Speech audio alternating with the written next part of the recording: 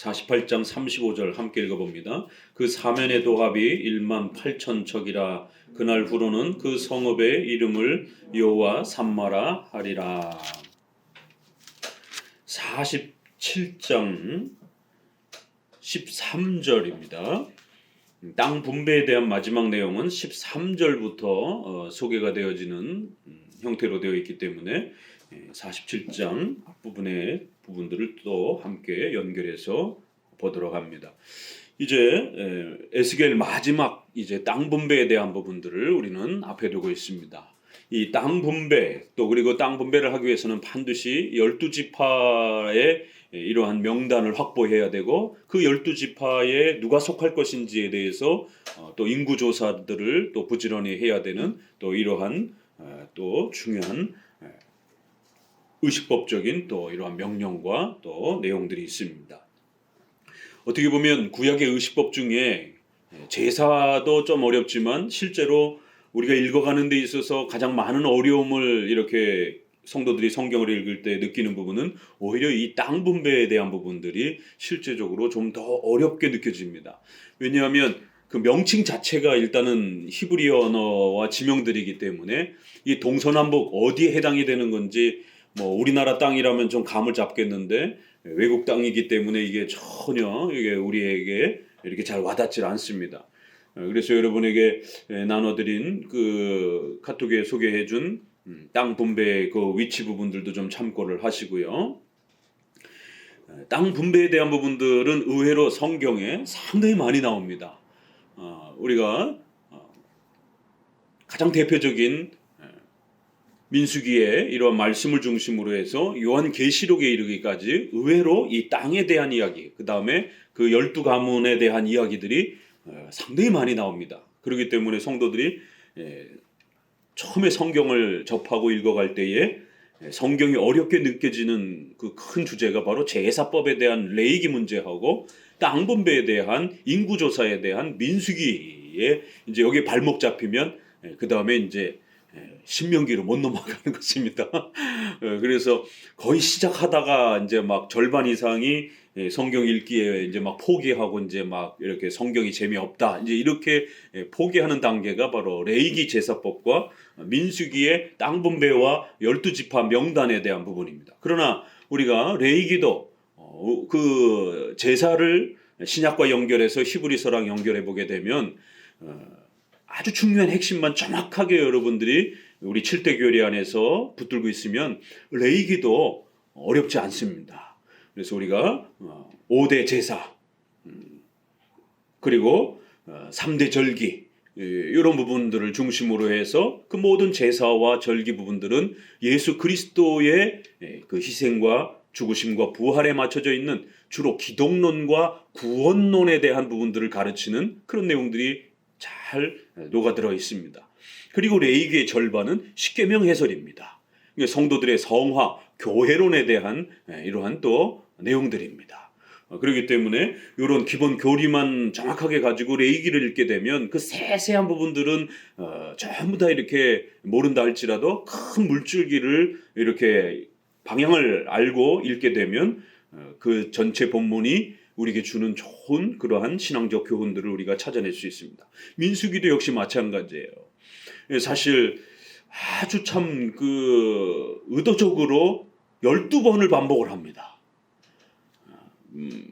복음서에 4번 반복하는 거 신약으로 돌아와서 이제 그래서 구약은 너무 어려워 이러면서 신약을 좀 쉬운가 해서 신약은 권수도 짧고 그러니까 신약을 읽으려고 도전을 하는데 신약은 시작하자마자 뭐 낳고 그러면서 뭐 이렇게 애를 낳았다라는 이야기들이 왜 이렇게 많은지 누가복음에도 많은 그러한 출생의 장면들이 소개가 되고요. 족보에 대한 얘기가 또 나와요. 신약에. 신약 펴자마자 마태복음 1장에도 그렇고 누가복음에도 그렇고 구약에 있는 그 수많은 족보들을 하나로 또 요약해 놓습니다. 그리고 또 복음서를 4번이나 반복을 하는데 4번 반복 갖고 뭘 그럽니까?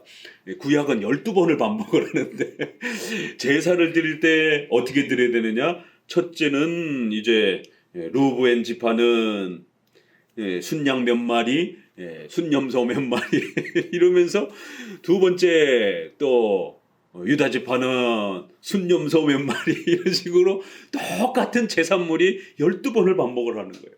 그리고는 또 땅 분배를 할 때도 또 동서남북 어디서부터 첫 번째는 르우벤 지파는 동서남북 어디서부터 이렇게 똑같이 반복을 합니다. 행진을 할 때는 12지파는 첫 번째 르우벤 지파는 어디서부터 어디까지 이렇게 똑같이 반복을 합니다. 거기서 안 끝나죠.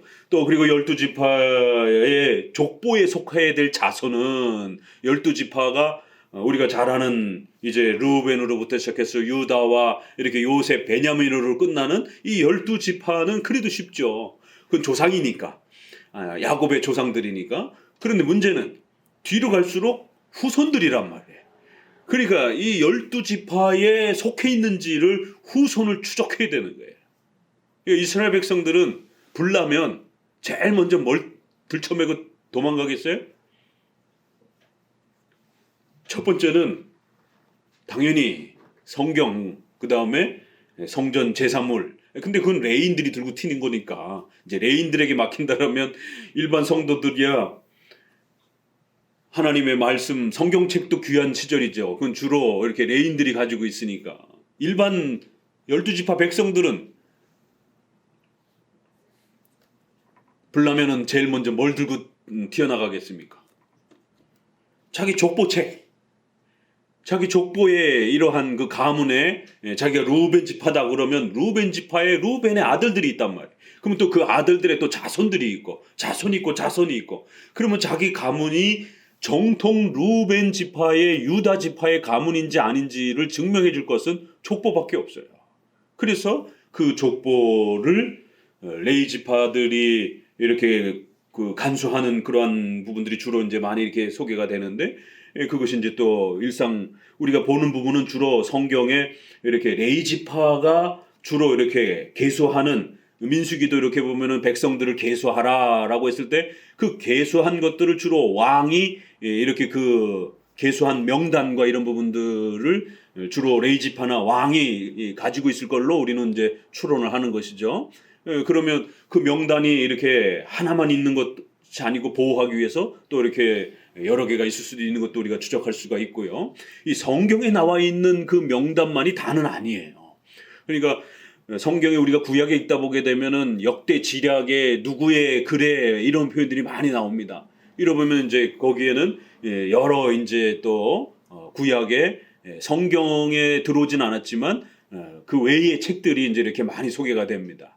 구약 이스라엘 백성들은 달랑 성경만 이렇게 있는 게 아니고 또 성경 외에 여러 그 책들이 또 이렇게 있고 그 책들에 기록되어 있다 이런 표현들이 이제 이렇게 많이 나오기도 합니다.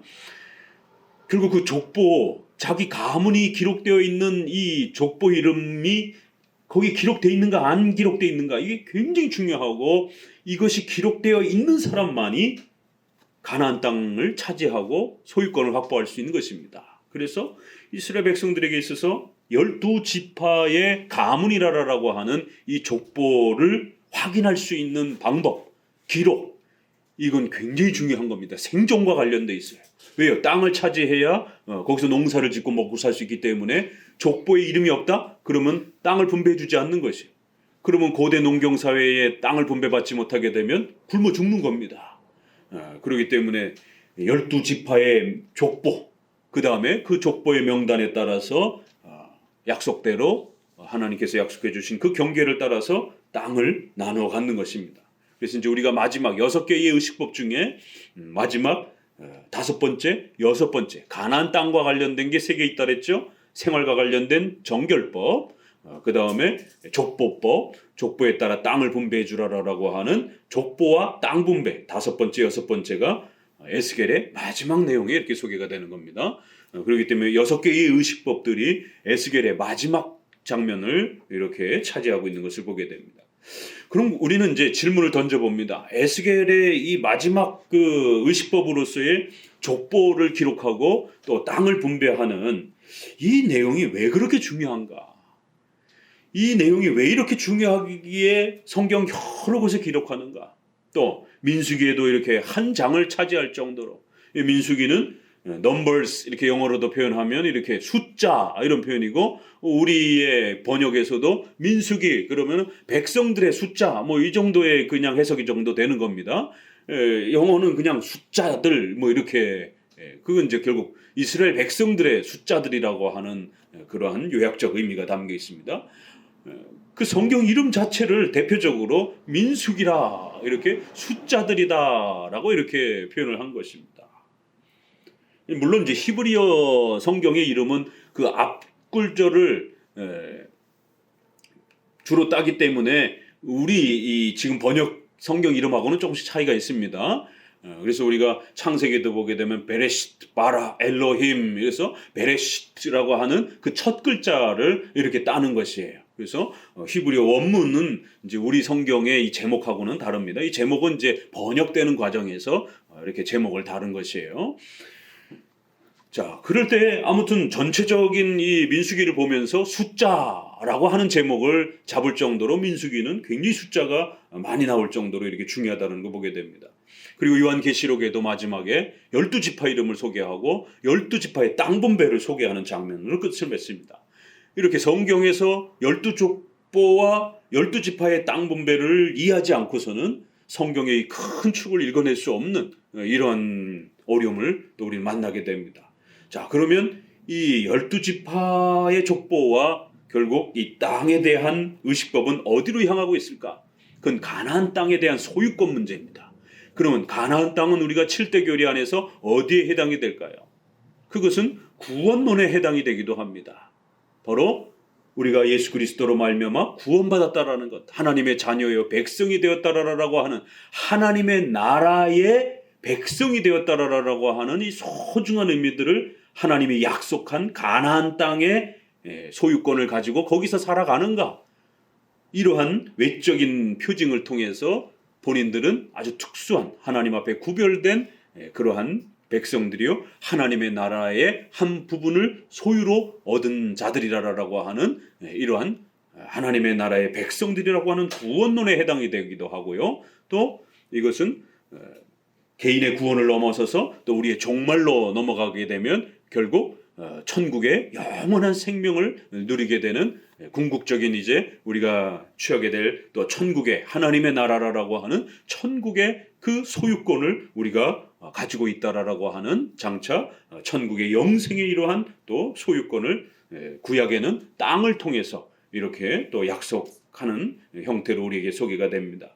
이처럼 구원론에 대한 부분, 또 일부분은 또 교회론, 12지파에 속한 백성들이 그 땅을 차지하면서 하나님 안에서 잘 살아가야 된다라고 하는 교회론적인 또 통치 질서도 일부 담겨 있고, 궁극적으로는 하나님이 우리에게 영원한 상급으로 기업으로 우리에게 주신 소중한 보물, 자산이라는 것이에요.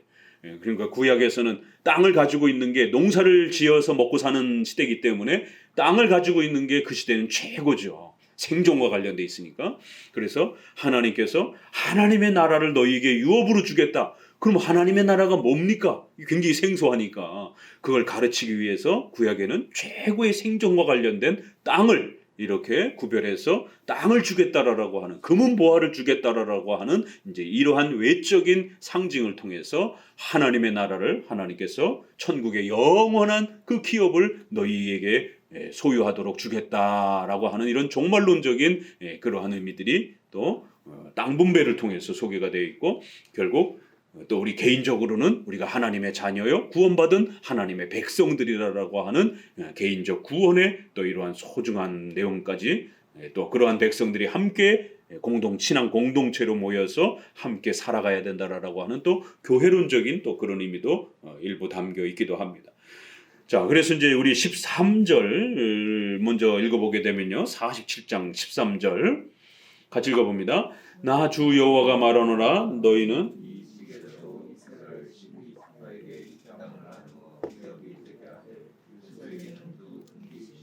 내가 옛적에 맹세하여 이 땅으로 너희 열조에게 주마 하였나니 너희는 피차 없이 나누어 기업을 삼으라. 이 땅이 너희의 기업이 되리라. 그래서 하나님이 아브라함에게 너희 후손들에게 땅을 주겠다라고 하는 그 약속, 바로 하나님이 맹세로 그렇게 약속한 땅이라는 거예요. 하나님이 얼마나 소중했으면 하나님 스스로 맹세를 하셨어요.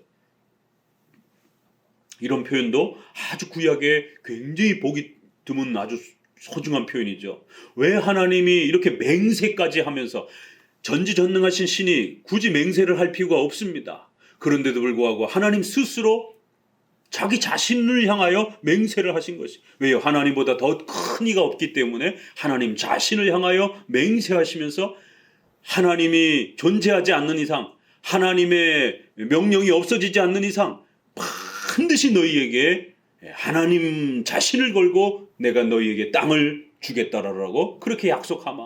이런 어마어마한 약속이에요. 하나님이 맹세하여 이 땅으로 너희 열조에게 주마 하였던 것을 이제 너희들은 그 땅을 나누어 기업을 삼으라. 그래서 이 하나님께서 약속하신 땅이다. 그럼 하나님은 도대체 이 땅을 통해서 좀 땅을 주려면 무슨 이 진짜 뭐 인도 땅이라든가 아프리카 대륙이라든가 뭐 이렇게 유럽 대륙이라든가 이런 어마어마한 땅을 이렇게 주는 것도 아니고, 이스라엘은 우리 강원도 땅 정도의 면적밖에 안 됩니다. 굉장히 작은 땅이에요.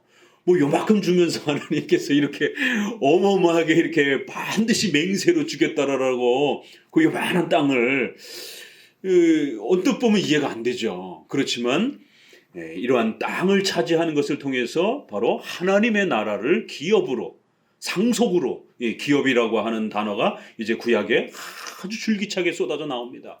그래서 기업, 상속권, 소유권, 이래서 땅을 차지하는 것처럼 이렇게 하나님이 약속한 하나님의 나라 천국의 이러한 소유권을 너희들이 가질 수 있도록, 그래서 거기에서 하나님의 나라에서 영원히 살 수 있도록 그렇게 초대해 주시겠다라는 거예요.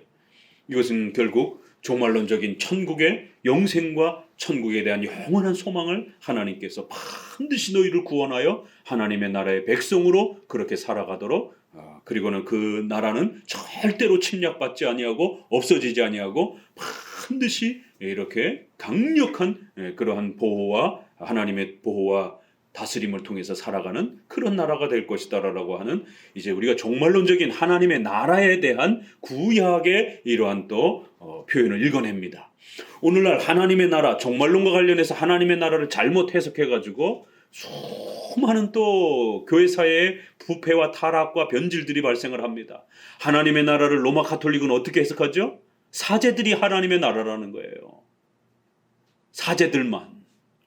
그리고 그 로마 가톨릭이 지배하는 나라가 하나님의 나라라는 거예요. 유대인들은 어떻게 하나님의 나라를 해석합니까? 여기 있는 그대로를, 이거를 영토적 국가적으로 해석을 해서 그 예루살렘 땅을 하나님의 나라라고, 그래서 그 땅을 차지하기 위해서 목숨을 걸어야 되는 이런 시오니즘적 해석, 유대주의적인 해석, 오늘날 이렇게 세대주의 계열에서 이렇게 이 48장을 문자 그대로 해석해서 예루살렘이 예수님이 재림할 수 있는, 하나님의 나라가 통치할 수 있는 그 땅을 지켜야 된다. 아니 그럼 하나님이 전 우주 만물을 통치하시는데 그 조그만 땅 하나님이 통치하자고 거기에만 그렇게 하나님이 계시면 나머지 우주 전체는, 지구의 전체 땅은 그럼 하나님이 버립니까? 그러면 이건 아주 유대주의적인 세대주의적인 해석입니다. 또 신비주의자들은 여기서 말하는 거는 결국 신비 체험이라고 하는 이런 형태로 결국 많은 사람들을 또 이렇게 곡해하기도 하고, 또 자유주의자들은 여기서 말하는 이러한 또 땅은, 이 사람들은 아주 자유주의자들은 인권, 사회정의 이런 진보적인 성향을 가지고 있는 이러한 또 자유주의자들은 땅 이러면 아주 알레르기 반응을 보이잖아요. 주로 땅을 많이 갖고 있는 사람들은 기업, 대기업, 또 자본가들, 이런 결국 자본주의 시대의 이러한 부분들과 맞물려 있다 보니까 아주 임대인, 집주인, 건물주, 이런 것에 대해서 아주 굉장히 혐오적인 이러한 또 생각들을 갖고 있다 보니까 이런 땅에 대한 분배, 이런 부분들을 48장의 이런 부분들을 아주 극도로 이렇게 또 비약적으로 상징적으로 해석을 해서 결국 이것은 바로 사회정의, 독재와 부패와 이러한 그 독점적 자본을 모든 사람에게 나눠주어서 모두가 다 똑같이 잘 먹고 잘 사는 그런 유토피아를 만들어야 되는 사회정의다. 이런 식으로 또 이제 이거를 사회 인권 개념으로 또 이러한 자유나 이런 경제적 평등 개념으로 또 이렇게 해석을 해나가는 것입니다. 그러나 우리 장로교는 종말론적 관점에서 하나님의 나라로 접근하는 것이에요. 하나님의 나라는 이 땅의 물질과 평등을 말하는 게 아닙니다. 하나님의 나라는 어떤 신기한 신비 체험과 이런 것들을 경험하는 게 아니에요. 하나님의 나라는 죄로부터 구원받아 그 하나님이 통치하시는, 그리고 장차 약속한 천국이라고 하는, 장차 이제 온 세상은 천국과 지옥으로밖에 구별이 안 된다라는 겁니다. 그리하여 하나님이 통치하는 천국에 우리를 하나님의 나라의 백성으로 그렇게 초대해 주셔서 그 나라에서 영원토록 사는, 그렇기 때문에 거기에는 분명히 물질적 개념이 있습니다. 그래서 우리가 육체적 부활을 하는 거고, 우리의 육체가 부활해서 살아가야 될 공간이 존재합니다. 천국은 공간 개념이 있습니다. 그래서 우리가 발 딛고 살아가는, 우리의 육체가 살아가는 공간이 분명히 또 일정 부분 소개가 됩니다. 그러면서도 궁극적으로 하나님의 나라는 하나님을 예배하고 죄가 없이 온전히 하나님만을 즐거워하고 기뻐하고 예배하며 하나님을 경외하면서 살아가며 그의 백성들과 함께 그렇게 또 즐거움 속에서 살아가는 그러한 종말론적인 천국이라고 하는 하나님의 왕국, 하나님의 나라, 천국, 이렇게 신약에서는 또 다양한 표현으로 표현되잖아요. 이러한 결국 기독교적인 하나님의 나라라고 하는 것은 죄로부터 구원받은, 바로 예수 그리스도의 피로 구원받은 백성들이 하나님의 통치를 받으며 하나님을 예배하며 살아가는 거룩한, 바로 종말론적인 천국을 말하는 것입니다. 그렇기 때문에 이거를 지나치게 극단적으로 또 치우쳐서 해석하게 되면 하나님의 나라에 대한 여러 잘못된 이러한 일들이, 곡해들이 역사 속에서 끊임없이 벌어졌고, 가장 참혹한 이러한 그 적용은 십자군 전쟁의 300년 동안에 결국 이거를 육체적, 물질적, 영토적 개념으로 이렇게 지나치게 접근을 해서 결국 이슬람으로부터 이 땅을, 예루살렘 땅을 성지라라고 하는 이런 형태로 결국 곡해해서 그 땅을 차지하기 위해서 300년 동안 싸우면서 수많은 기독교인들, 청년들의 그 목숨을 앗아가고 성도들의 재산을 피해를 입히는 300년을 전쟁을 했습니다. 자그마치. 이 48장의 이러한 하나님의 나라를 예루살렘으로 해석을 해가지고 지금도 그런 분들이 계십니다. 그래서 이렇게 보수 정권이라든가 이런 데서 시위하다 보면 다윗 뼈를 들고 다니고 막 이렇게.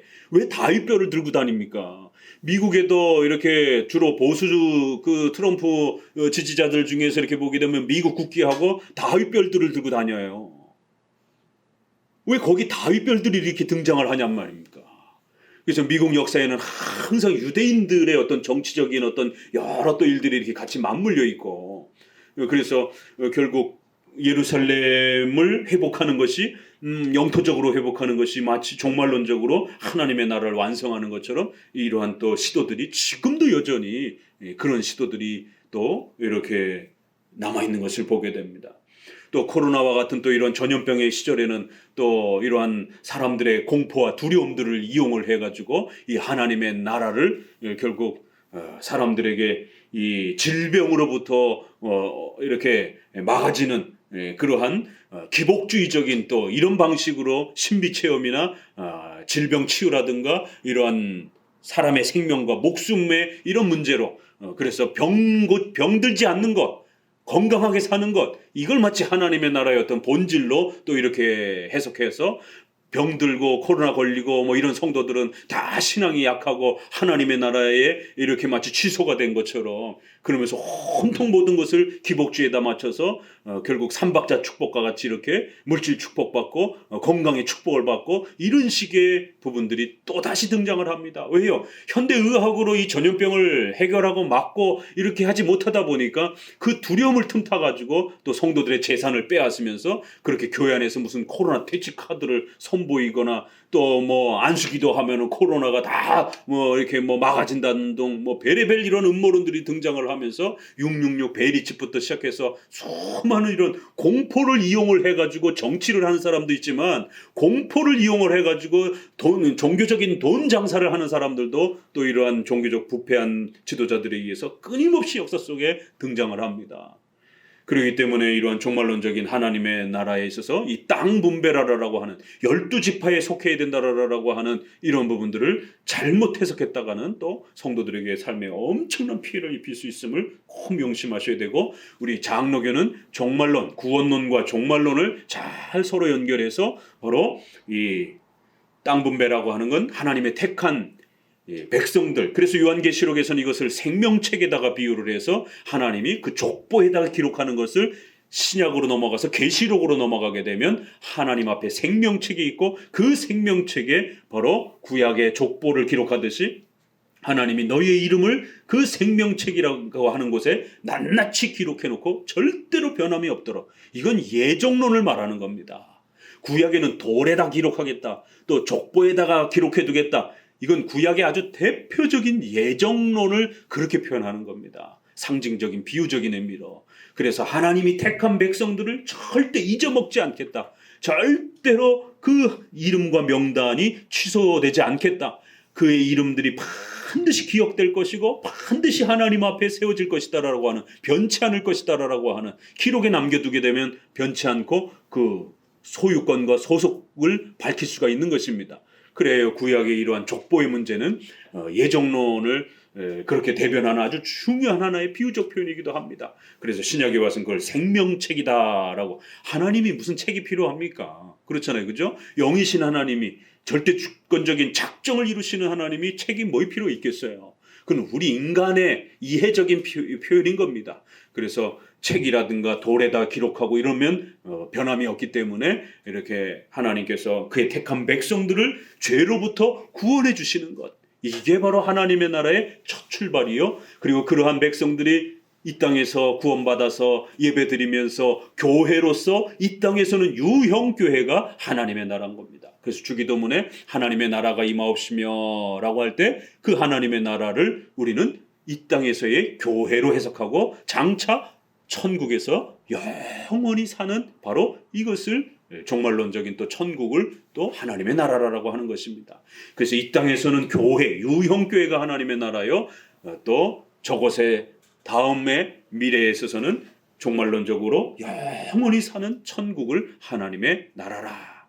왜요? 지옥은 벌을 받는 곳이기 때문에 하나님의 천국으로 초대된 백성들이 살아가는 곳을 하나님의 나라라 이렇게 표현하는 겁니다. 그래서 주기도문에 우리가 하나님의 나라가 임하옵시고 라고 이렇게 기도할 때, 여러분은 구약의 이 땅을 소유하기 위해서 이스라엘 백성들이 목숨을 걸고 그 족보에 기록되기 위해서 자기들의 이름과 명단을 지켜갔고, 그리고 그 족보에 기록된 대로 땅을 잃어버리지 않기 위해서 온 삶을 동원해서 땅을 지켜가는, 그래서 그 땅을 지켜내는 이러한 땅 싸움이에요. 구약의 이 이야기들은 그 땅을 어떻게 지켜내는가, 그 땅을 잘 지켜내면 복을 받고 땅을 못 지켜내면 벌을 받는, 이런 이야기들입니다.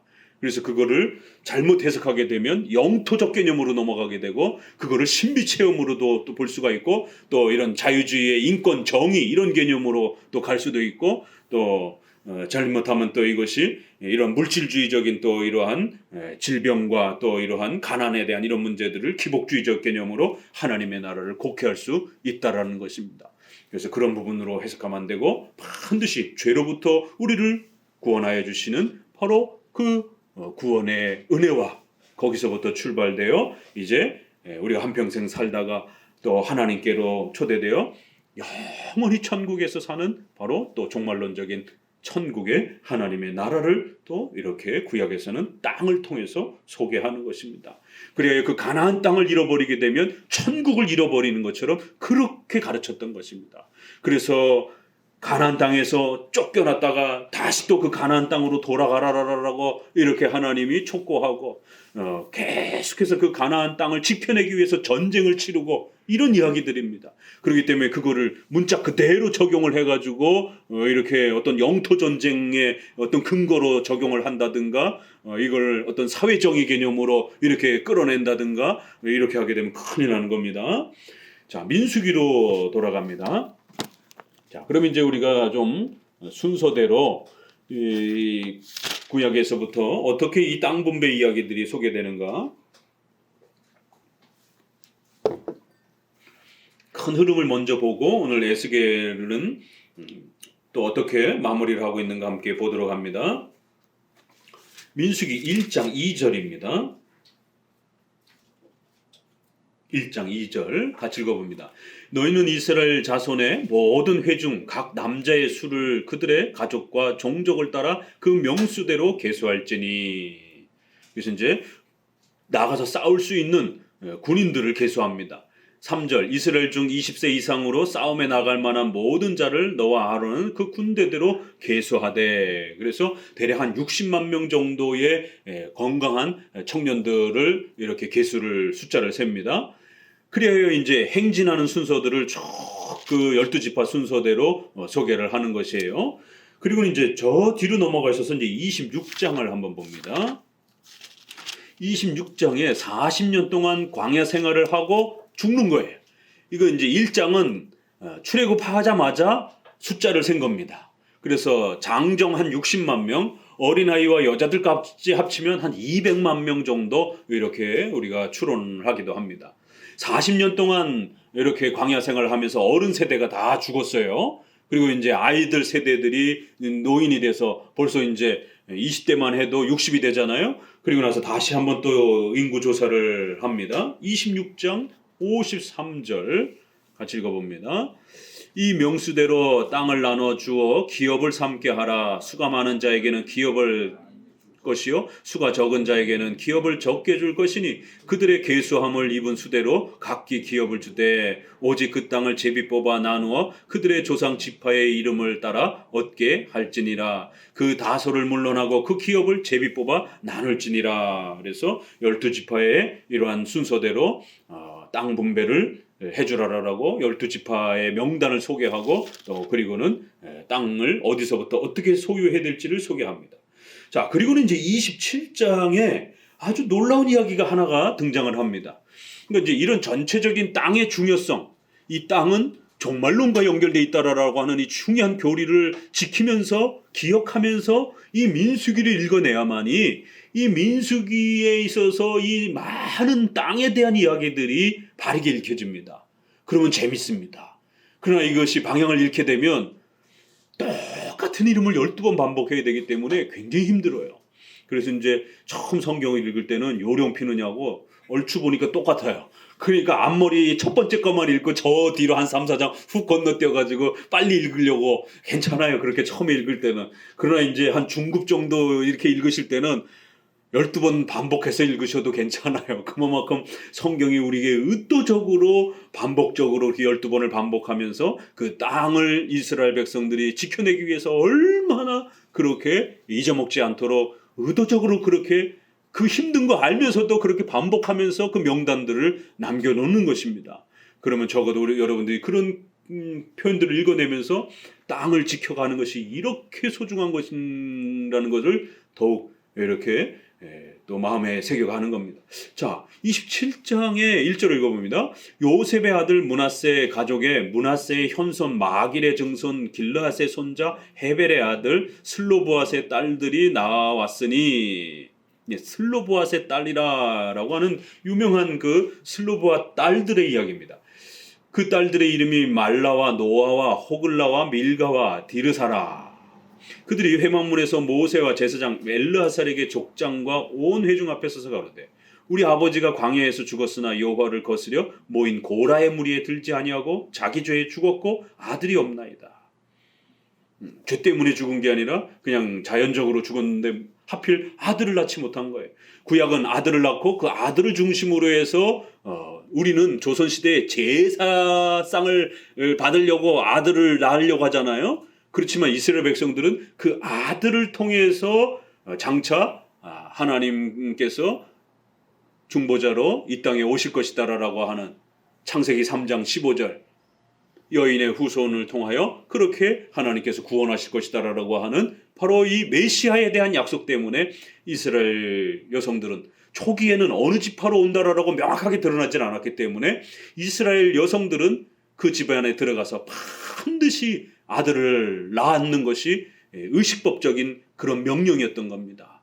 왜요? 자신들의 여인의 후손을 통해서 메시아가 오신다라고 하는 우리 인간을 구원하실 그러한 중보자가 온다라고 하는 그렇기 때문에 반드시 아들을 낳아줘야 되는 것이 이러한 제사상을 차려 먹기 위해서가 아니라 바로 메시아의 그 약속을 보존하기 위해서 이스라엘 여인들은 아들을 낳아줘야 되는 이러한 책임감을 갖고 또 이스라엘의 독특한 결혼제도 형이 아들이 없이 죽으면 동생이 형수를 취해서 아들을 낳고 그 가문을 유지하고 땅과 재산을 형의 이름으로 그 자손이 유지될 수 있도록 그렇게 보존해 줘야 된다라고 하는 아주 특수한 이러한 결혼 제도를 형이 죽으면 동생이 형수를 취해서 자손을 지켜줘야 된다. 형사 취수혼. 형이 죽으면 형수를 취한다. 그래서 형사 취수법, 형사 취수혼. 그냥 또 줄여서 그냥 취수혼, 형수를 취한다, 취하는 결혼 이렇게 해서 취수혼 이렇게 우리 번역은 또 그렇게 번역하기도 합니다. 그러니까 이거는 이렇게 이스라엘 백성들에게 있어서 아들이 없는 것은 가문이 멸절이 당하는 거고 가문에 아들이 없으면 땅 분배를 할 수 없는 이러한 심각한 일이 벌어지는 겁니다. 그래서 슬로보와 딸들이 자기 아버지가 아들을 낳지 못하고 딸들만 이렇게 여러 명 남겨두고 죽었는데 그러면 우리 집안에 이 므낫세 집안이잖아요. 그럼 므낫세 집안의 이 땅 전체가 소멸이 되어지는데 이 특수 경우가 발생이 된 겁니다. 이거 어떻게 됩니까? 여기에 대해서 해결해 주세요라고 하니까 4절 어찌하여 아들이 없다고 우리 아버지의 이름이 그 가족 중에서 삭제되리까? 우리 아버지의 형제 중에서 우리에게 기업을 주소서 하며 모세가 그 사연을 여호와께 품하니라. 여호와께서 모세에게 일러 가라사대 슬로바스의 딸들의 말이 옳으니 너는 반드시 그들의 아비의 형제 중에서 그들에게 기업을 주어 얻게 하되 그 아비의 기업으로 그들에게 돌릴지니라. 너는 이스라엘 자손에게 구하여 이르기를 사람이 죽고 아들이 없거든 그 기업을 딸들에게 돌릴 것이요 딸도 없거든 그 기업을 그 형제에게 줄 것이요 형제도 없으면 그 기업을 그 아비에게 형제에게 줄 것이라. 그래서 또 아비의 형제도 없으면 가까운 친족에게 주어 얻게 할지라. 이런 아주 독특한 땅 분배의 법이 소개가 됩니다. 이건 굉장히 놀라운 겁니다. 오늘 우리 한국도 많이 바뀌었는데도 여성이 종중 땅을 이렇게 소유한다든가 종중 재산을 이렇게 분배받는 게 이게 쉽지 않습니다. 근래 와서 겨우 조금씩 이렇게 바뀐 거예요. 전부 다 주로 남자들이 종중의 어떤 재산이 산이라든가 선산이 개발로 이렇게 해서 팔린다든가 그러면 주로 남자들한테 다 이렇게 그것이 소유권이 계승이 됐지 법적으로 출가한 여성들까지 이렇게 땅의 그 재산이 분배가 n분의 1로 분배되진 않았습니다. 지금도. 그런데 일반적 관점에서도 아주 놀라운 여자에게 땅의 소유권을 물려주라라고 하는 이런 엄청난 이런 이야기가 소개가 되는 거예요. 물론 이것은 여성의 어떤 단순한 권리만을 이야기하는 이런 쪽으로 이 포커스를 맞춰서는 안 됩니다. 한 부수적인 이야기의 개념으로 그런 놀라움도 있는 겁니다. 전체 흐름의 핵심은 바로 12지파의 땅이 소멸되어서는 안 된다라고 하는 종말론적인 바로 이 천국의 소유권을 상징하는 이 땅이 없어지게 되면 결국 구약에는 의식법이 아직 있었던 시대이기 때문에 천국에 대한 이 소망들을 가문의 자손들이 희박하게 잃어버릴 수 있는 이런 신앙의 이 소중한 하나님의 나라의 기업을 우리가 장차 소유하게 될 것이다라고 하는 이 감격스럽고 영광스러운 소망을 교육받지 못하고 배우지 못하는 이런 심각한 일이 벌어질 수 있는 것이에요. 그래서 하나님은 절대로 한 지파가 혹시라도 딸이 없다고 해가지고 아들이 없다고 해서 땅을 다른 지파가 가져가 버리게 되면 11지파 되고 10지파 되고 5지파 되고 이런 일이 벌어지는 겁니다. 그렇기 때문에 절대 그렇게 하면 안 된다. 딸들에게도 땅을 분배시켜줘서 므낫세 지파의 땅이 보존될 수 있도록 해라. 이런 아주 특수 명령이 소개가 되는 것입니다. 그러니까 이걸 지나치게 이렇게 확대해서 적용하거나 오늘날의 어떤 그러니까 정중 땅을 우리 여성들에게도 성경적으로 나눠줘야 돼 이렇게 해석하면은 그건 안 되는 거고요. 이거는 이제 그런 관점보다는 종말론적인 하나님의 나라의 소유권에 대한 아주 중요한 원리입니다. 그럼에도 불구하고 이렇게 여성들까지 존중하는 또 그런 부수적인 성경의 여성을 얼마나 존중하는지에 대한 고대 근동의 3,000년, 4,000년 전의 여성은 그냥 남성의 소유물이에요. 뭐 지금도 중동의 이런 부분들 보게 되면은 그러한 세계관들이 허다하잖아요. 자, 그런 시대에 이렇게 슬로브앗의 딸들에게 소유권을 물려주라라고 하는 아주 엄청난 명령. 넘어갑니다. 36장으로 넘어갑니다. 쭉 넘어가셔서 이제 민수기를 끝내는 장면에서 다시 한번 이 슬로브앗의 딸이 또 나옵니다. 슬로보아스의 딸들의 이야기가 또 나오는데요. 도대체 이 슬로보아스의 딸들이 왜 그렇게 중요한가? 다시 한번 우리는 고민하게 됩니다. 민수기는 땅 분배 이야기인데 바로 땅 분배가 위기를 겪을 만한 여러 가지 케이스들을 소개하면서 그 보완 장치들을 마련하고 그래서 12지파에게 온전히 땅의 소유권이 남을 수 있도록 여러 장치들을 계속 소개를 합니다. 그러니까 이런 부분들을 오늘날 무슨 토지 공개념이라든가 무슨 아파트 무슨 평등 분배 임차 원리처럼 이런 공공 임대의 어떤 그런 어떤 정신으로 이 자유주의자들은 이제 이런 걸 가져다가 그렇게 막 끌어다 쓰는 것입니다. 그렇게 쓰면 안 되고요. 이것은 슬로보아스의 딸들 이야기는 또 다시 종말론적인 하나님의 나라의 그 소유권을 이스라엘 백성들이 잃어버리지 않도록 구약에는 의식법을 통해서 배운 것이기 때문에 반드시 하나님의 나라의 소유권을 너희가 가지고 있다라고 하는 하나님의 택하신 12지파의 택하신 백성들을 한 지파도 하나님 잃어버리지 않을 것이다라고 하는 단 한 명도 택한 백성들의 구원을 하나님께서 실패하지 않을 것이다라고 하는 구원에 대한 또 장차 하나님의 천국의 초대에 대한 이러한 강력한 하나님의 이러한 또 약속인 것입니다. 36장 1절 읽어봅니다. 요셉 자손의 가족 중 문에셋 손자의 마길의 아들 길랏 자손의 가족의 두령들이 나와 모세와 이스라엘 자손의 두령된 족장들 앞에 말하여 가로되. 이번에는 그 집안의 두령들이 이제 나옵니다.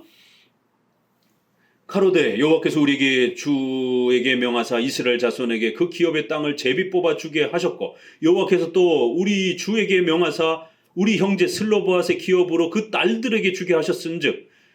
자, 딸들이 찾아왔을 때는 딸들에게 주라 이렇게 명령을 했어요.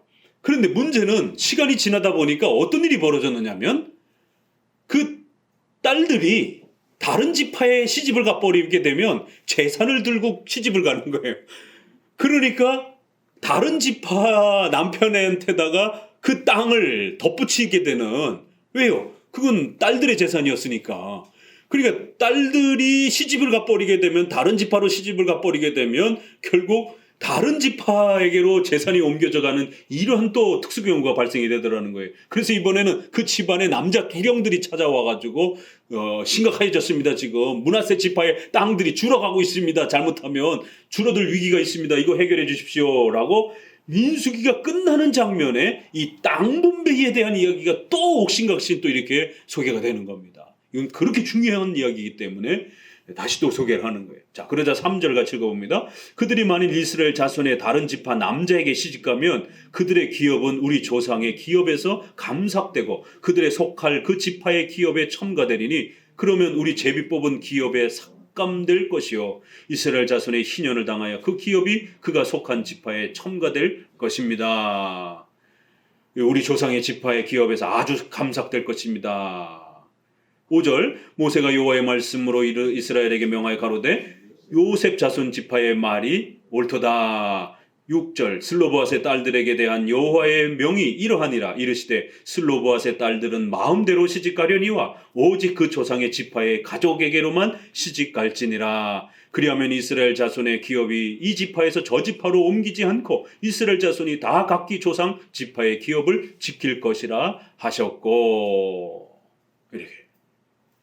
그래서 9절 읽어봅니다. 그 기업으로 이 지파에서 저 지파로 옮기게 하지 아니하고 이스라엘 자손 지파가 각각 자기 기업을 지키리라. 그리하여 10절에 보니까 슬로보아 딸들이 여호와께서 모세에게 명하신 대로 이렇게 자기 집안 가족들에게 시집을 갔더라. 이렇게 이야기가 끝납니다.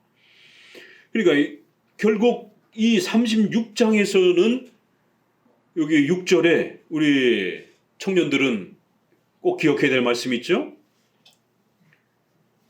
고린도전서 7장과 관련된 참 놀랍잖아요. 그러니까 여러분들이 웨스트민스터를 통해서 결혼의 그 교리를 정확하게 기억하고 읽으면 이런 구절들이 보여요.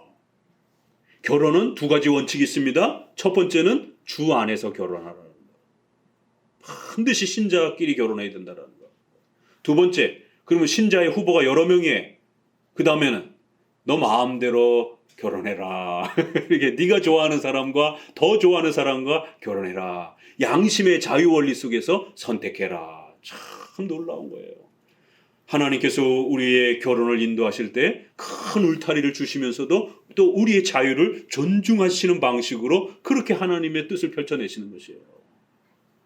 슬로보아의 딸들은 마음대로 시집갈 거리와 구약에서조차도 이렇게 억지로 결혼하는 이런 방식이 아니라 얼마든지 너희들이 원하는 대로 배우자를 선택하라는 거예요. 그러나 이스라엘 지파 안에서.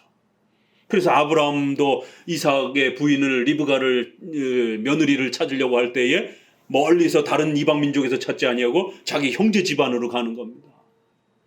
그리고 두 조건, 12지파 안에서 결혼하라는 거예요. 그렇지만 12지파 안에서 누구를 선택할 것이냐 했을 때는 너희가 양심의 자유 속에서 마음대로 선택해도 괜찮다. 그러나 이방인들 가운데서 너희가 마음대로 이건 안 된다라는 것이에요. 그러니까 이런 원리가 고린도전서에도 여전히 이렇게 살짝 그 의식법은 걷어냈지만 그 본질의 내용은 충실하게 그대로 가지고 오는 겁니다. 참 하나님께서 마음대로 시집가라. 참, 야, 성경에 이런 말이 있었는가? 야, 참 하나님께서 우리에게 이렇게까지 우리의 인격적 선택과 이런 부분들을 배려해 주시고 존중해 주시는, 그러나 그럼에도 불구하고 하나님의 근원적 명령의 원칙 선을 넘어서는 범위까지 자유를 허락해 주시는 건 아닙니다. 이런 원칙을 지켜내는 거예요. 그래서 36장의 슬로보아의 딸들의 또 다른 문제가 발생이 되면서 결혼하게 됐을 때에 예측치 못했던 또 그 어떤 일이 재산을 가지고 갈 수 있는 위험이 발생이 되어질 수 있을 때 결국 하나님께서 마련해 주신 방식은 딸들에게도 재산을 주어라. 그러나 자기 지파, 므낫세 지파의 남자들에게만 시집가는 조건으로 그러면 딸들에게 재산권을, 소유권을 가질 수 있도록 해줘라. 참 멋있게 결론이 났잖아요. 여호수아로 넘어갑니다. 여호수아 13장. 이제 이 기본 원칙을 가지고 땅을 차지하는 장면이 여호수아 13장부터 나옵니다. 여호수아 13장은 이 절반이, 나머지 뒷부분 절반이 땅 차지하는 이야기예요. 앞부분에서 민수기는 12지파가 이렇게 땅을 차지하라 약속해 주셨고 13장에는 이제 그 땅을 차지하는 이야기입니다. 13장 1절 읽어봅니다. 여호수아가 나이 많아 늙음에 여호와께서 그에게 이르시되 너는 나이 많아 늙었고 얻을 땅을 남은 것은 매우 많도다. 이 남은 땅은 이러하니 블레셋 사람의 온 지방과 쿠슬 사람의 전경, 이러면서 이제 쭉 소개하면서 12지파에게 나눠줄 땅을 소개를 합니다. 21장 43절을 읽어봅니다. 이제 끝으로 가서 21장 43절입니다. 어떻게 이제 끝이 나는가 봅시다. 43절. 여호와께서 이스라엘 열조에게 맹세하사 주마하신 온 땅을 이와 같이 이스라엘에게 다 주셨으므로 그들이 그것을 얻어 거기 거하였으며 여호와께서 그들의 사방에 안식을 주셨으되 그 열조에게 맹세하신 대로 하셨으므로 그 모든 대적이 그들을 당한 자가 하나도 없었느니 이는 여호와께서 그들의 모든 대적을 그들의 손에 붙이셨음이라. 여호와께서 이스라엘 족속에게 말씀하신 선한 일이 하나도 남음이 없이 다 응하였다. 이렇게 하나님께서는 이스라엘 백성들에게 약속한 대로 땅을 주기 위해서 주변의 모든 민족들에게 그러한 전쟁의 이러한 그 공포 속에서 그들이 이스라엘을 쳐들어오지 못하도록, 또 혹시라도 쳐들어왔다 할지라도 모두 다 전쟁에 패하도록 이렇게 해서 땅을 지켜낼 수 있도록 그렇게 도와주셨다라는 거예요. 결국 하나님께서 약속한 대로 땅을 차지했다. 이게 이제 여호수아의 내용이에요. 그럼 결국 여러분들은 이 땅 차지하는 이야기를 이렇게 여호수아의 절반에 해당되는 이 많은 내용을 가지고 여러분의 삶에 어디다 적용할 거냔 말이에요. 그래서 앞서 말씀드린 것처럼 영토적 접근도 있었고, 유대주의처럼 로마 카톨릭적인 그러한 접근도 있었고, 또 신비주의 접근도 있었고, 자유주의적인 그런 접근도, 별의별 접근들이 다 나오는 겁니다. 이렇게 분량이 상당히 많습니다. 그러나 이것은 종말론적으로 하나님이 약속한 천국을 구원으로 초대하시고, 더 나아가서는 하나님의 나라에 속하여 우리가 하나님의 백성으로서 살아가는 이 천국의 소유권을, 기업을, 영적인 하나님의 나라를, 육체적인 영토적인 그 예루살렘 땅을 차지하는 게 아니라 바로 하나님의 초대를 통하여 영원히 우리가 부활하여 이제 하나님의 백성으로 살아가게 될 그 천국의 기업을, 이렇게 구약의 약속한 땅을 반드시 주신 것처럼 그 외적인 수단으로 이렇게 하나님이 하나님의 약속을 어떻게 성취하는가를 보여주시는 것을 통해서 장차 더 중요한, 바로 우리를 구원하여 하나님의 나라의 백성으로 세우실 것이다라고 하는, 그리고 그 천국에서 영원히 하나님께서 그 백성들을 통치하면서 그 백성들이 하나님을 예배하면서 그렇게 살아가게 될 것이다라고 하는, 그리고 그 나라는 이제 절대로 죄나 이런 어떤 두려움과 외부의 침략으로부터 잃어버리지 아니하고 반드시 영원히 그 소유를 즐기면서, 소유권을 가지면서 그렇게 하나님의 백성으로 살아가게 될 것이다라고 하는 이 감격스러운 구원의, 또 종말론적인 또 하나님의 나라의 성취를 이렇게 여호수아의 장면을 통해서 보여준 겁니다. 역대상으로 갑니다. 자, 조금 더 넘어가셔서 이제 포로에서 갔다가 돌아옵니다. 그리고 이제 돌아와서는 다시 한번 족보 정리를 또 하는 거예요. 왜냐면은 포로 생활 속에서 결국 그 족보들이 다 잃어버렸고, 결국 신앙의 이런 많은 부분들이 붕괴가 되었기 때문에 제일 먼저 족보를 회복을 합니다. 역대상 1장을 보게 되면 아담, 셋, 에노스, 게난, 마할랄레, 야렛, 에녹, 무드셀라, 라멕, 노아, 셈, 함, 야벳, 이 구약의 이 엄청난 그 시간과 관련된 이 엄청난 사건의 이야기들을 그냥 이름 하나로 다 건너뜁니다. 그렇지만 그 족보는 굉장히 중요합니다. 그래서 아브라함 윗대의 사람들, 아담으로부터 아브라함에게 이르기까지, 또 아브라함에서부터 12지파에 이르기까지를 추적합니다. 그리고는 이것이 10장까지 이름이 계속 반복이 되는 거예요. 이러니까 우리가 구약을 읽기가 쉽지 않은 것입니다. 이름만 계속 반복이 돼요. 여러분, 이름 읽고 은혜가 됩니까? 이 은혜가 돼야 돼요. 이게 이 종말론적 관점에서 보게 되면 이 선조들 하나하나가 바로 하나님의 택한 백성들로서 하나님이 그 약속을 성취하기 위하여 얼마나 철두철미하게 그 가문이 끊길 뻔한 그 모든 위기 속에서도 그 가문을 이어가면서 하나님이 약속한 대로 그 이스라엘 백성에서 메시아가 오게 하시는, 그리고는 이 믿음의 조상들은 다 하나님의 또 나라의 소유를 얻는 이러한 완벽한 성취를 이런 식으로 줄여서 소개를 하는 겁니다. 5장 1절로 봅니다. 그리고는 이제 중간쯤에 왜 이 족보를 이렇게 어렵게 끊임없이 힘들게 기록하는가, 그 기록 목적이 소개가 됩니다. 5장 1절을 읽어봅니다. 이스라엘의 장자 루벤의 아들들은 이러하니라. 루벤은 장자라도 그 아비의 침상을 더럽게 하였으므로 장자의 명분이 이스라엘의 아들 요셉의 자손에게로 돌아갔으나 족보에는 장자의 명분대로 기록할 것이 아니니라. 족보가 기록되는 어떤 그 방식이 있다라는 거예요. 그래서 큰아들 중심으로 족보가 기록된 게 아니라 유다 가문을 중심으로 해서 기록이 된다라는 거예요. 그리하여 이 역대상은 유다를 중심으로 해서 기록이 됩니다. 나머지 11지파보다도 유다 지파를 아주 중심 축점에다 두고 그렇게 전체를 배치를 합니다. 그리하여 결국 이스라엘의 족보라고 하는 것은 이렇게 아주 특수한 원칙이 있고, 이것은 바로 메시아를 바라보면서 이 가문에서 메시아가, 유다 가문에서 메시아가 오게 되는 이 구원의 성취를 약속하는 것이지, 영토, 땅덩어리, 뭐 아파트 이거를 약속하는 게 아닙니다.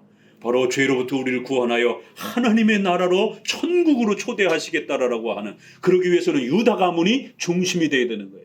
왜냐하면 유다 가문은 바로 예수 그리스도께서 오시는 가문이기 때문에 이쯤 오니까 유다 가문이 아주 더 강력하게 드러나기 시작하고 중심이 되기 시작하는 겁니다.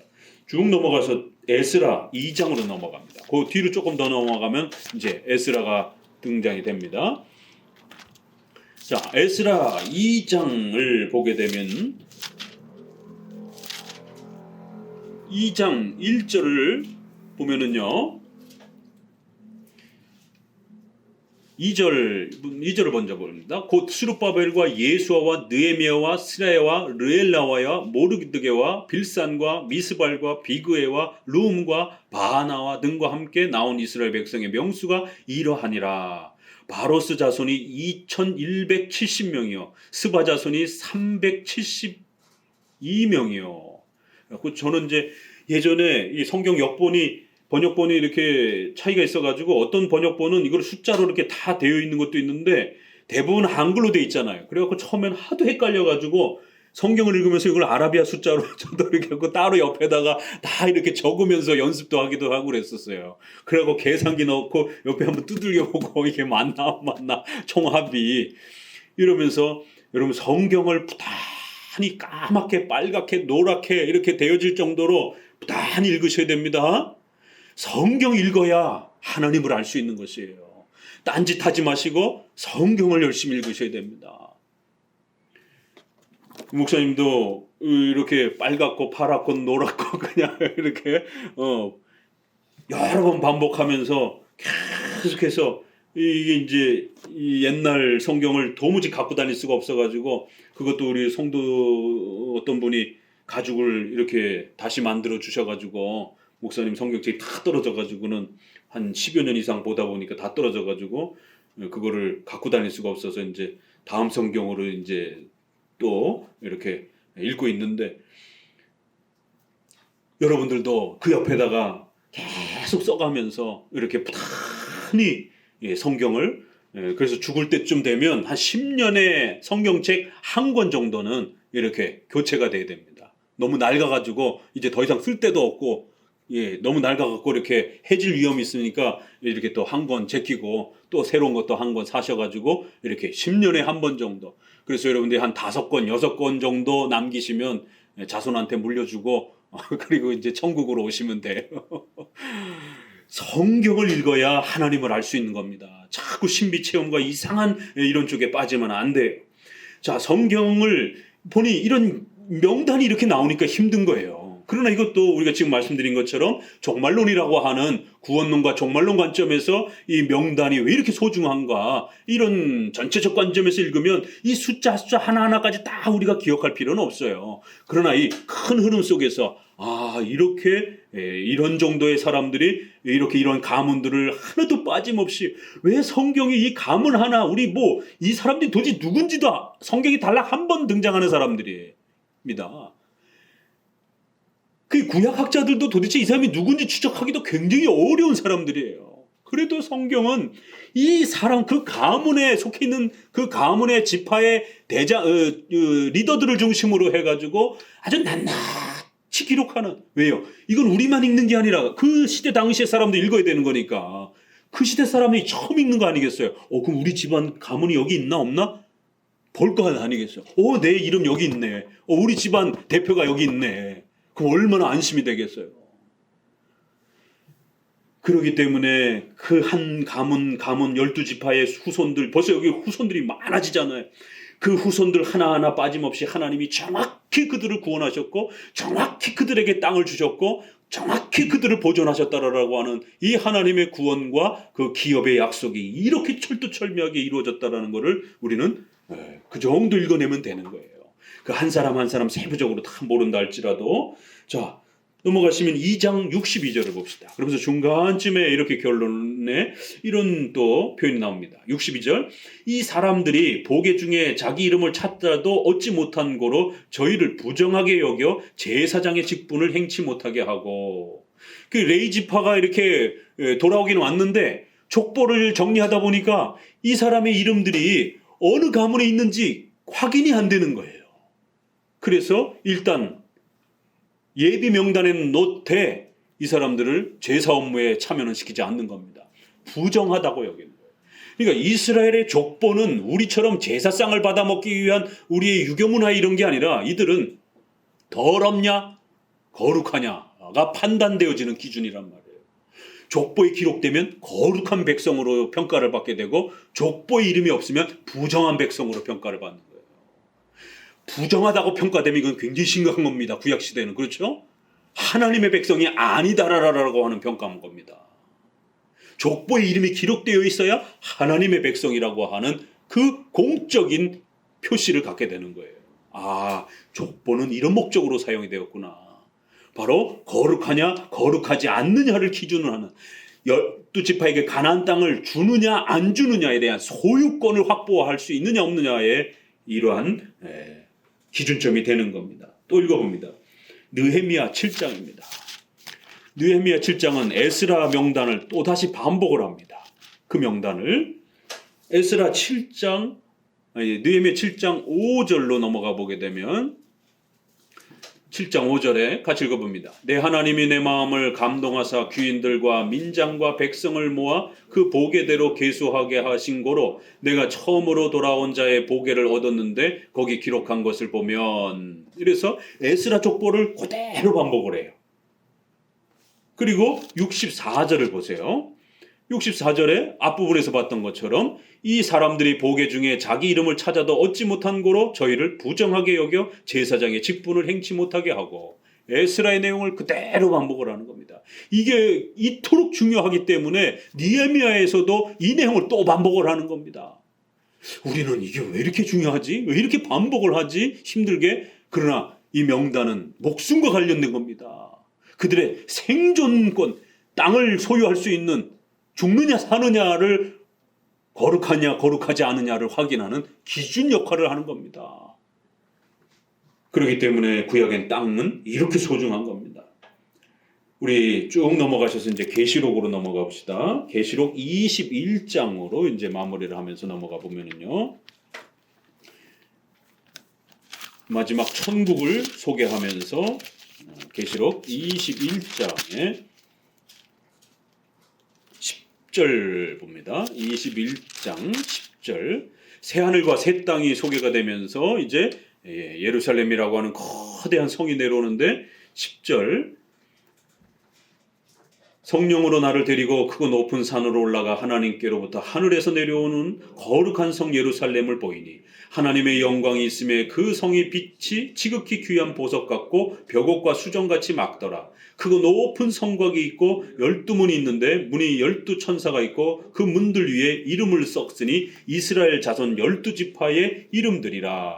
이러면서 동편의 세 문, 동서남북으로 3개씩. 14절. 그 성의 성곽은 12기초석이 있고 그 위에 어린 양의 12사도의 12이름이 있더라.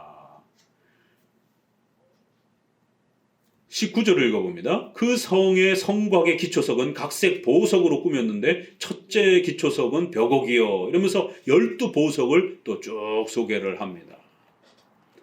그러면서 이제 중요한 결론이 쏟아집니다. 22절. 성 안의 성전을 내가 보지 못하였으니 이는 주 하나님 곧 전능하신 이와 및 어린 양이 그 성전이심이라. 그 성은 해와 달의 비침이 쓸데없으니 이는 하나님의 영광이 비치고 어린 양이 그 등이 되심이라. 만국이 그 빛 가운데로 다니고 땅의 왕들이 자기 영광을 가지고 그리로 들어오리라. 성문들을 낮에 도무지 닫지 아니하리니 거기는 밤이 없음이라. 사람들이 만국의 영광과 존귀를 가지고 그리로 들어오겠고 무엇이든지 속된 것이나 가증한 일 또는 거짓말하는 자는 결코 그리로 들어오지 못하되 오직 어린 양의 생명책에 기록된 자들 뿐이라. 이러면서 생명책에 기록된 12지파의 가문과 12지파의 또 후손들이 그 예루살렘 성으로 들어온다라는 거예요. 그러면서 22절에는 또 22장에 1절. 또 저가 수정같이 맑은 생명수의 강을 내게 보이니 하나님과 및 어린 양의 보좌로부터 나서 길 가운데로 흐르더라. 강 좌우에 생명나무가 있어. 우리 지난번에 성전에서 물이 흘러나온다고 그랬죠. 여기 이렇게 천국을 소개하면서 똑같이 에스겔을 그대로 반복을 합니다. 그리하여 생명나무가 있고 12가지 실과를 맺고 그 나무 잎사귀들은 만국을 소성하기 위하여 있더라. 다시 저주가 없고 하나님과 그 어린 양의 보좌가 그 가운데 있고 4절에 그의 얼굴을 볼 터여 그의 이름도 저희 이마에 있으리라. 이스라엘 백성들 한 사람 한 사람의 이마에 하나님의 소유다라고 하는 소유권이 도장이 꽉 찍혀 있을 것이다라는 거예요. 이름이 박혀 있을 것이다라는 거예요. 너는 내 것이다라고 하는 이 소유의 표시들이 그렇게 그의 이름이 저희 이마에 있으리라. 다시 밤이 없겠고 등불과 햇빛이 쓸데없으니 이는 주 하나님이 저에게 빛이심이라. 저희가 세세토록 왕노릇 하리로다. 바로 이렇게 천국의 모습을 큰 성으로 비유를 하고 그 성에서 흘러넘치는 물로 이렇게 비유를 하는 겁니다. 이건 뭐 하늘에서 큰 성이 이렇게 문자적으로 내려오는 그런 거를 생각하시면 안 되고, 이거는 종말론적인 천국을 이렇게 그 어떤 외세의 침략도 없이 또 물이 충만해서 생명을 유지하는 데 있어서 우리가 마음껏 먹고 살 수 있을 정도로 양식이 풍성한 그러한 금은보화로 치장되어 있고 이렇게 표현을 하는 겁니다. 그래서 종말론적인 천국과 하나님의 나라가 얼마나 위대하고 좋고 귀하고 소중한 것인지, 거기에는 하나님이 계시고 예수 그리스도가 계셔서 우리가 그 그리스도를 바라보면서 영광을 돌리며 찬송 드리면서 그렇게 평생 영원토록 살게 될 것이다라는 거예요. 거기는 그 어떤 죄악도 없고 그 어떤 거짓말도 없고 악한 자들은 절대 그곳에 들어올 수 없는 바로 그 영원한 바로 천국이 이렇게 주어질 것이다라는 겁니다. 자, 에스겔로 다시 돌아오셔서요, 이제 마무리를 해봅니다. 이러한 큰 흐름의 구약에서나 신약 모두에서 이렇게 땅을 차지하는 것이 중요한 의식법이었고, 그리고는 신약에 와서는 그 땅은 육체적 땅이 아니라 바로 예수 그리스도와 백성들이 함께하면서 하나님을 찬양하고 예배하며 모든 죄악들로부터 보호를 받으면서 마음껏 하나님을 섬기고 살아가는 바로 종말론적인 천국을 이렇게 가나안 땅으로 땅을 소유하고 그 기업을 상속한다라는 것으로 그렇게 설명했던 겁니다. 그래서 에스겔은 의식법 시대이기 때문에 바로 땅에 대한 비유를 여전히 사용하지만 민수기나 여호수아처럼 순서가 똑같지 않습니다. 앞에 제사처럼 살짝 바꾸면서 문자적인 그러한 땅이 아니라 좀 더 깊고 높은 것을 바라보라라고 가장 중요한 이러한 천국의 소망을 바라볼 수 있도록 방향을 살짝 틀어냅니다. 그러면서 마무리를 하는 것이, 자, 47장 기업을 나눠주라 라고 하면서 21절을 봅시다. 그리고 동서남북으로 이제 이렇게 소개를 하는데 47장 21절 읽어봅니다. 그런즉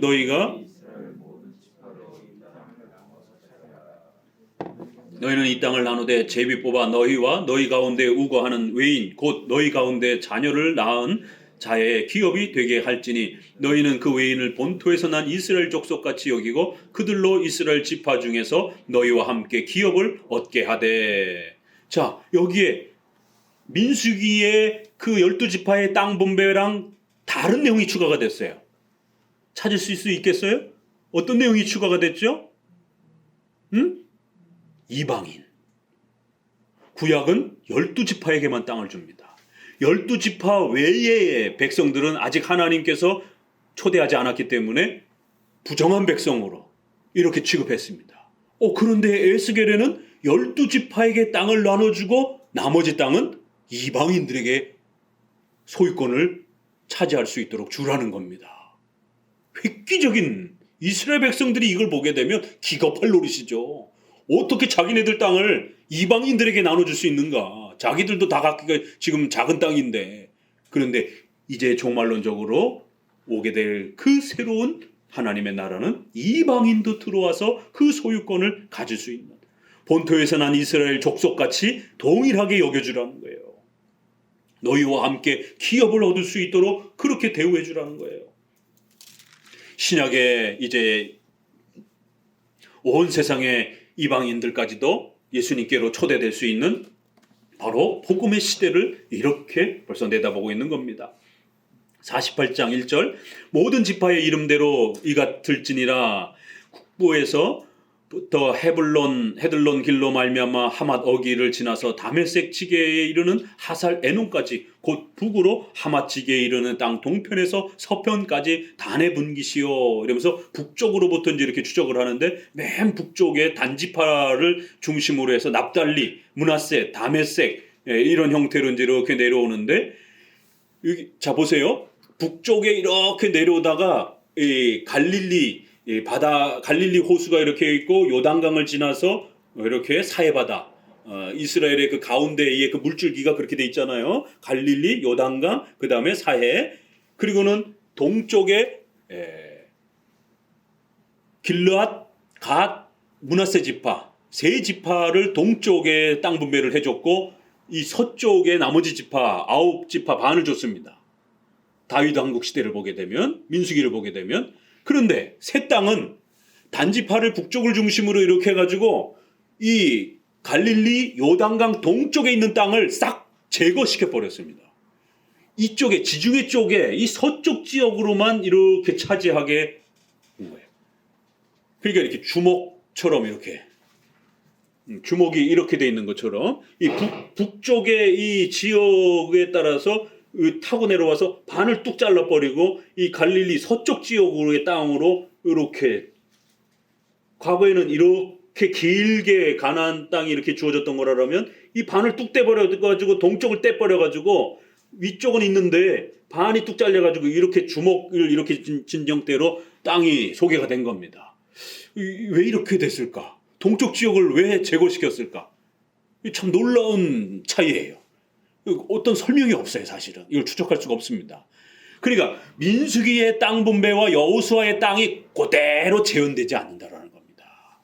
우리가 앞부분에 제사에서도 이렇게 살짝 틀어내는 걸 봤죠. 그렇기 때문에 땅 분배에 있어서도 앞으로 미래의 그 땅은 그런 영토적인 육체적인 땅이 아니라는 것을 이렇게 새롭게 땅의 배치를 통해 가지고 이렇게 힌트를 주는 것입니다. 쭉 내려오셔서 어디를 보시느냐면 8절을 읽어봅니다. 48장 8절. 유다 지게 다음으로 동편에서 서편까지는 너희가 예물로 드릴 땅이라 광이 25,000여 장은 다른 분깃에 동편에서 서편까지 갖고 성소는 그 중앙에 있을지니라. 곧 너희가 여호와께 드릴 예물로 삼을 땅이 장이 25,000척이요 광이 10,000척이라.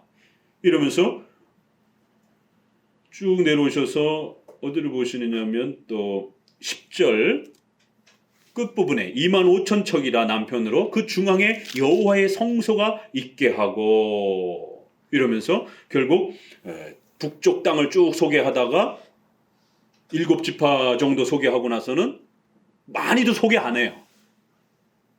바로 레위지파를 중심으로 해서 성소가 어디 위치해 있어야 되는지 성의 그 전체의 중심은 중앙에 성전을 중심으로 한 레위지파의 그 위치가 중요하다라고 그렇게 소개를 합니다. 이름만 그냥 기본으로 소개했지 실제로 12지파 땅의 경계는 그렇게 많이 소개도 안 돼요. 굵직굵직하게만 소개가 됐지. 더 많은 내용은 성소가 중앙에 있어야 될 거고 그 거룩한 땅 중심으로 해서 제사장에게 돌리고 그 중앙에 여호와의 성소가 있게 하고 11절에 이 땅을 사독 자손 중에 거룩하게 구별한 그 제사장들에게 맡겨서 관리하도록 하라.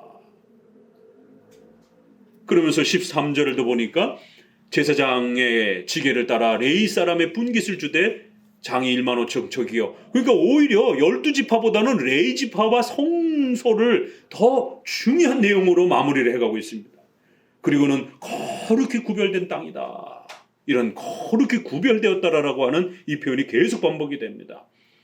15절 이 25,000척 다음으로 광 5,000척은 속된 땅으로 하여 성읍을 세우며 거하는 곳과 들을 삼되 성이 그 중앙에 있게 할지니라. 이러면서 이제 전체적으로 성읍을 차지할 성읍을 또 이렇게 하면서 동서남북으로 쭉 소개를 하면서 20절을 봅니다. 그런즉 예물로 드리는 땅의 도합은 장도 25,000척이요 광도 25,000척이라 너희가 거룩히 구별하여 드릴 땅은 성읍의 기지와 합하여 네모 반듯할 것이라. 그래서 거룩히 구별된 땅이라 이런 표현. 21절에 거룩히 구별할 땅과 성읍은 이러하니라 이러면서 또 이렇게 소개를 합니다. 23절 그 나머지 모든 지파는 동편에서 서편까지 베냐민 분깃이요 이러면서 나머지 5지파를 또 추가적으로 소개를 합니다. 29절을 봅니다. 이것이 너희가 제비 뽑아 이스라엘 지파에게 나누어 주어 기업이 되게 할 땅이요 또 이것은 그들의 분깃이라 나 주 여호와의 말이니라. 그리고는 30절에 그 성읍의 출입구는 이러하니라 이러면서 큰 성읍을 소개하고 이제 그 성읍의 출입문 12개를 지파별로 다시 또 12지파 이름을 쭉 소개하는 겁니다. 그리고는 이제 마지막 구절에 오늘 우리가 함께 읽었던 35절에 그 사면의 도합이 1만 8천 척이라 그날 부르는 그 성읍이 이름이 여호와 삼마라 하리라. 여호와께서 거기 계시다 이런 표현이에요. 이것도 여호와께서 여기 계시다 이렇게 표현하면 훨씬 더 이스라엘의 어떤 그 중심이 되니까 중요할 것 같은데 그 표현을 바꿔버려 가지고 이스라엘의 여호와 삼마 이렇게 해서 이것이 이스라엘이다 이렇게 표현하면 훨씬 더 좋을 텐데 여호와께서 거기 계시다라고 하면서 이름을 확 바꿔버렸어요. 이스라엘이라고 하는 이름은 아주 중요한 구약의 이름입니다. 그런데 이 마지막 12지파가 땅을 차지하고 이 12지파의 땅을 이스라엘 땅이라 이렇게 부르라 이렇게 하지 아니하고 여호와 삼마 여호와께서 여기 계시다도 아니고 여호와께서 저기 계시다라고 하는 그런 뜻입니다.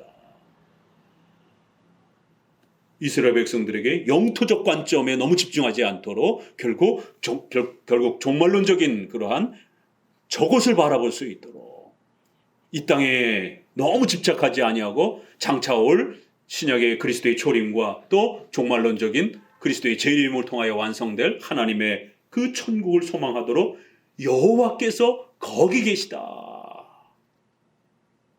이러면서 결국 하나님과 영원히 함께 살아갈 이거를 신약에 와서는 임마누엘 하나님께서 우리와 함께 계시다라고 하는 그런 표현으로 예수 그리스도를 그렇게 임마누엘로 부르면서 예수님을 통하여 우리가 구원받고 그 예수님의 초대를 통하여 천국에 이제 영원히 우리가 살아가게 될 미래의 종말론적인 그러한 천국을 이렇게 여호와 삼마 그래서 아주 이름을 독특하게 이스라엘이라 쓰지도 않고 또 여기라고도 쓰지 아니하고 여호와께서 거기 계실 것이다 이렇게 표현하면서 아주 우리의 기대감을 미래를 바라보도록 이렇게 초대하는 것을 보게 됩니다.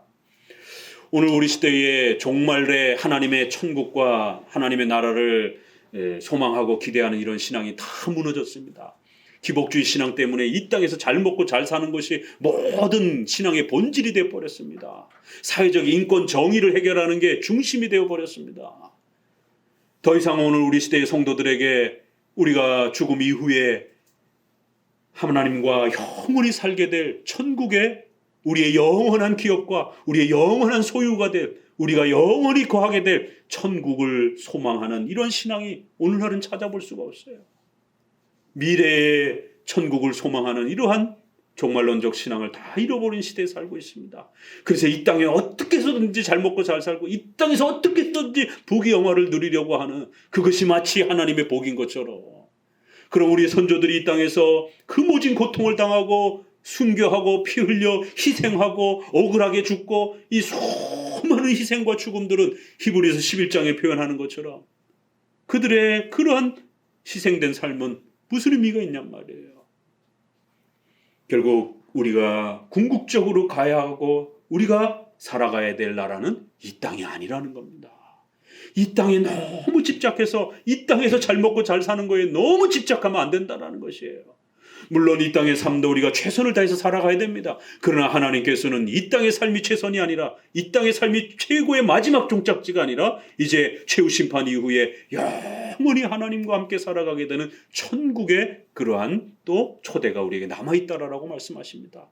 그래서 비록 이 땅의 100년의 삶 속에 비록 억울하게 또 그렇게 고통받으면서 때로는 순교하면서 그런 많은 고난 속에 살아간다 할지라도 기쁘게 우리는 그 고난을 감당하기도 하고 기쁘게 그 죽음을 감당하기도 하는 거예요. 왜요? 그 100년의 삶이 중요한 게 아니라 영원히 사는 천국의 하나님의 나라가 우리에게는 기다리고 있기 때문에 그런 것이에요. 그래서 종말론적으로 하나님의 나라를 영원한 기업과 소유로 기대하고 살아가는 성도들은 절대로 이 땅의 그런 소유물과 이 땅의 부귀영화 때문에 흔들리지 않습니다. 이렇게 종말론적인 하나님의 나라의 교리는 이렇게 소중하고 우리의 이 땅의 삶을 의연하게 살아갈 수 있는 용기를 주는 것입니다. 이 땅에 살아가는 성도들에게 있어서 가난하고 약하고 연약한 성도들이 절대로 기죽지 아니하고 부자와 권력자들 앞에 기죽지 아니하고, 왜요? 이 땅에서는 비록 연약하고 병들고 또 약하다 할지라도 이것이 다가 아니기 때문에 장차 우리에게 주어질 영원한 상급과 천국의 이 기쁨을, 거기는 이제 중단도 없고 영원히 살아가는 그런 공간이라는 거예요. 그러한 나라라는 것입니다. 바로 예수님을 통해서 우리를 그러한 천국으로 초대해 주신 것이, 그걸 구약에는 땅으로 그렇게 가르친 것입니다. 땅 잃어버리면 천국을 잃어버린 것처럼 그렇게 가르쳤던 것이에요. 오늘 에스겔을 끝내면서 에스겔이 왜 이렇게 땅으로 마지막을 끝내는 것인가? 그건 결국 궁극적으로 구약도 동일하게 예수 그리스도로 말미암아 우리가 구원받아, 죄로부터 구원받아, 그 부정하고 더러운 것으로부터 구원받아서 이제 영원히 하나님과 살아가게 될 미래의 종말론적 최후 심판 이후에 우리에게 주어질 천국을 기다리고 소망하면서 살아가라는 것이에요. 그것이 하나님이 우리에게 주시고 싶어하는 가장 위대한 복이요 초대라는 것입니다. 기도합니다.